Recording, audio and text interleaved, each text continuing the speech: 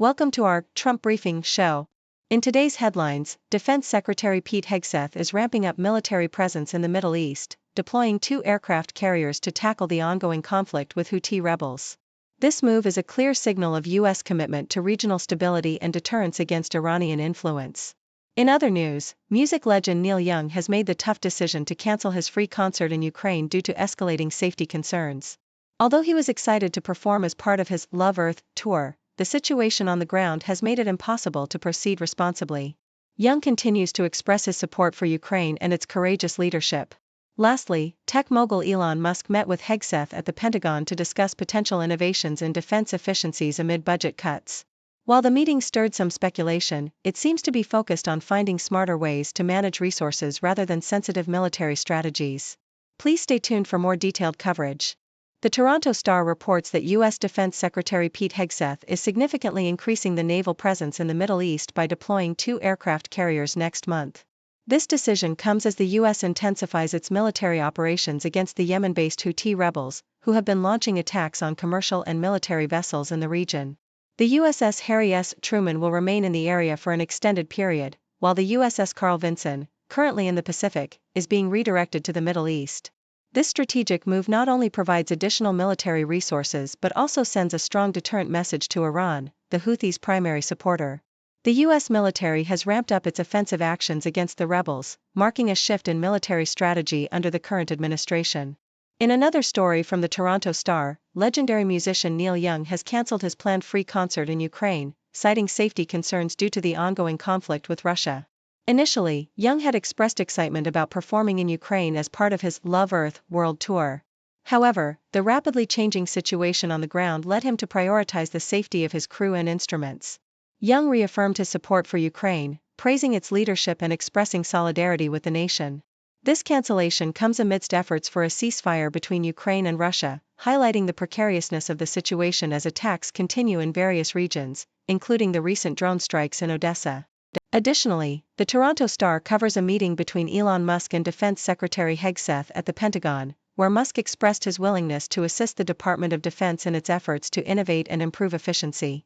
While the Pentagon seeks to reduce its budget by cutting personnel and programs, Musk's involvement has raised eyebrows among lawmakers due to his company's substantial federal contracts. Despite the scrutiny, Musk's influence in government efficiency initiatives aligns with the Trump administration's goals of streamlining operations. Hegseth clarified that the meeting was not about sensitive military plans, emphasizing the focus on operational improvements rather than classified matters.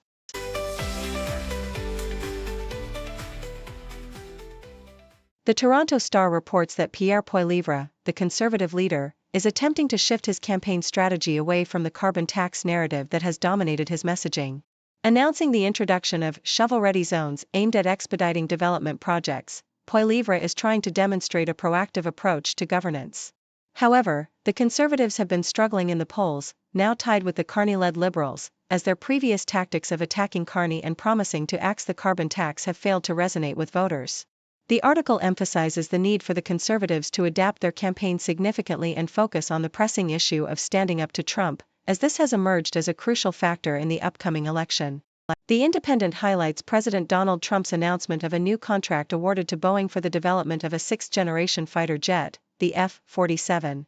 Trump described the aircraft as unprecedented in power and capability, claiming it would outmatch any competitor globally.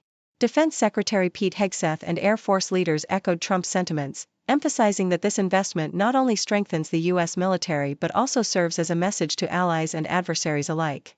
The F-47 program is seen as a significant step forward for American air dominance, with the potential to replace the older F-22 Raptor and enhance the Air Force's strategic capabilities.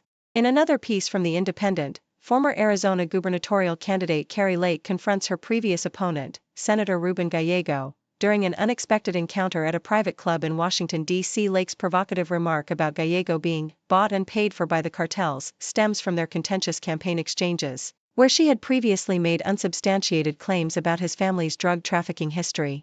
Gallego, taken aback by Lake's comments, managed to retort with a quip about his electoral victory.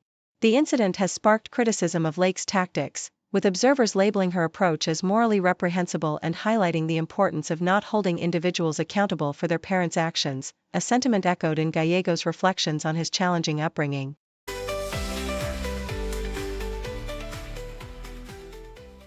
BBC, in a significant move to address child poverty in Wales, Plaid Cymru's leader, Run ap Iorwerth, announced plans for a new payment scheme aimed at supporting the poorest families. During the party's spring conference in Llandudno, he highlighted the urgent need to combat what he described as a national stain affecting approximately 30% of children in Wales. The proposed Synal payment, which translates to maintain in Welsh, would provide £10 a week to 15,000 children aged 0 to 6 whose families receive universal credit. This initiative draws inspiration from a successful scheme in Scotland, which has evolved from a pilot of £10 to £26.70 per week. AP Iorwerth emphasized the importance of fairness and social justice, criticizing both the Conservative and Labour parties for their inaction on child poverty and asserting that Plaid Cymru's approach would restore dignity and opportunity to vulnerable families. The Toronto Star, in a notable diplomatic meeting, Russian Security Council Secretary Sergei Shoigu expressed gratitude to North Korean leader Kim Jong-un for his country's support of Russia's military efforts in Ukraine. This meeting follows reports from South Korea's intelligence agency indicating that North Korea has been sending troops to assist Russia amidst heavy casualties on the battlefield. Shoigu's visit included discussions about various geopolitical issues, including the ongoing war in Ukraine and security dynamics on the Korean peninsula. North Korea has reportedly supplied conventional weapons to Russia, with estimates suggesting thousands of North Korean troops have been deployed to bolster Russian forces. Observers speculate that this meeting may also pave the way for a potential visit by Kim to Russia, further solidifying the alliance between the two nations. Associated Press: the Trump administration is currently deliberating the invocation of a state secrets privilege in response to a judge's inquiries regarding the controversial deportation flights of Venezuelan immigrants to El Salvador. Deputy Attorney General Todd Blanche revealed that ongoing discussions at the cabinet level are considering how to respond to Chief Judge James Boasberg's demand for more information. The administration has resisted the judge's request, labeling it as an unnecessary judicial inquiry, while the judge has criticized their responses as inadequate. This legal battle comes amid broader tensions, with the Trump administration having already transferred hundreds of Venezuelan immigrants under a wartime law, and the judge's recent orders temporarily halting further deportations. The situation has escalated to the point where calls for impeachment against the judge have emerged from Trump and his Republican allies, reflecting the contentious atmosphere surrounding this case.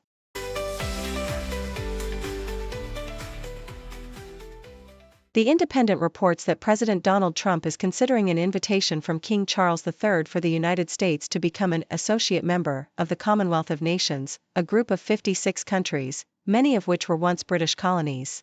This surprising proposal comes nearly 250 years after America declared independence from Great Britain. Trump expressed his enthusiasm on his Truth Social platform, stating, "I love King Charles. Sounds good to me." The invitation was reportedly delivered during a recent visit by Prime Minister Sir Keir Starmer to the White House. A member of the Royal Commonwealth Society noted that discussions about America's potential entry into the Commonwealth are taking place at high levels, suggesting that such a move would symbolize the strong ties between the US and the UK.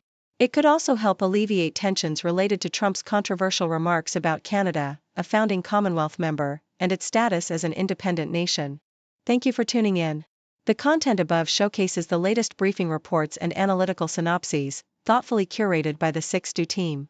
These insights stem from a wide array of reputable media outlets, think tanks, government sources, and specialized experts worldwide.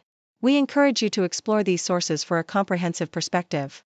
Keep in mind that while the content may not always align with the official standpoint of 6Do Brief, it's not meant to be taken as absolute directives for decision-making.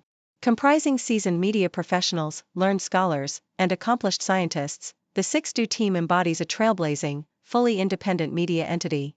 To customize 6Do Brief to meet your professional needs, you have the option to subscribe to a diverse array of briefings on our website, 6dobrief.com. Regardless of your location, you can conveniently receive 6Do Brief via email.